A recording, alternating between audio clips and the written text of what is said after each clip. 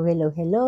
Kumusta po kayo? Sa muli po, nagbabalik ang eksperyensya ng terapista para po mag-share ng kaalaman at mga eksperyensya sa mahaba ko pong pagte-therapy.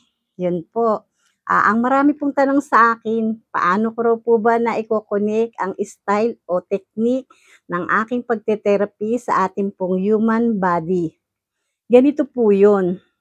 Kasi po, iniintindi ko po yung human anatomy na akin pong inaaral, para po malaman ko po kung ano-ano po ba yung parte ng katawan na aking hinahawakan at ano po ba ang mga nakakonek dito. Ano po bang klaseng pangalan ng muscles to?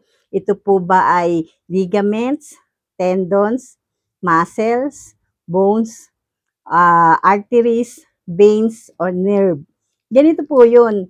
Mahilig po akong mag-collect, magsulat, manood at magbasa. Tapos po ay pinapaprint ko at iniintindi ko po. Nakikita niyo po ba itong aking ginawa?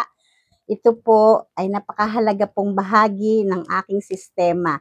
Sistema po ng aking pagte-therapy kung paano ko nga po naiintindihan o naiko-connect sa bahagi po ng ating katawan.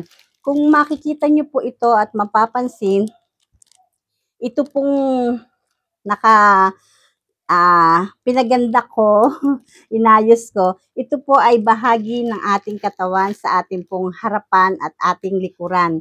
Ang makikita po natin sa ating harap na bahagi ay ito nga pong ating dibdib. Yan po. Pero ang bumubuo po sa ating dibdib, dito po ay ang ating baga, ang ating pong lungs, ang ating pong liver, at ang ating pong small intestine. Ito po ay ang anterior part o ang ating pong harap na bahagi at ito naman pong kabila ay posterior part o ang ating pong likod na bahagi. Napakasimple lamang po. Di po ba? Ito nga po yung ating harap. Pero ito po ay pectoralis major muscles at pectoralis minor muscles. Pag po gumanyan ka, yan po ang ating mahawakan.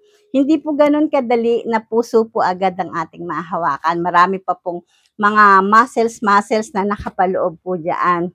Yun na nga po, kagaya nga po niyan, di po ba ang ating lungs, ang liver, at ang small intestine. Yan po yung pinakamalaking parte ng ating katawan sa ating pong harap na bahagi. Ganon din naman po sa ating likurang bahagi. Nandyan din po, tapatan lang po sila. Kung ano lungs po dito, siyempre po sa likod, doon din po siya. Pero napakarami din pong muscles sa ating likuran.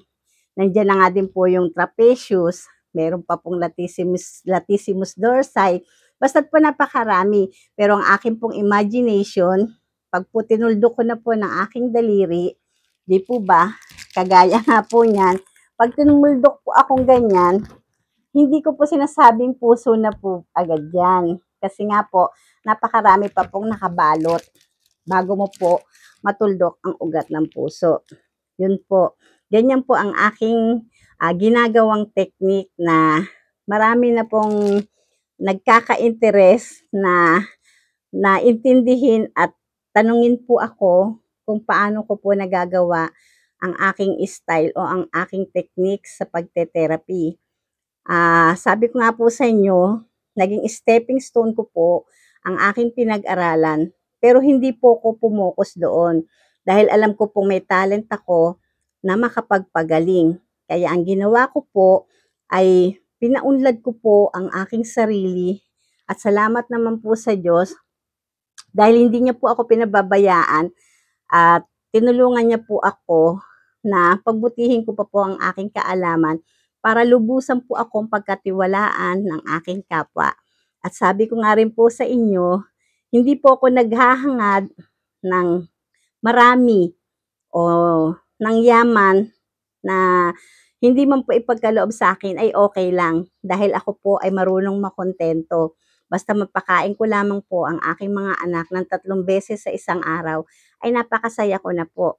Pero hindi po gano'n ang nangyayari dahil lumalaki na po ang aming pamilya Kailangan pong magsikap dahil para mapaghandaan po na kung sakali man pong may magkasakit, ay meron ka pong dudukutin. Yun lamang po.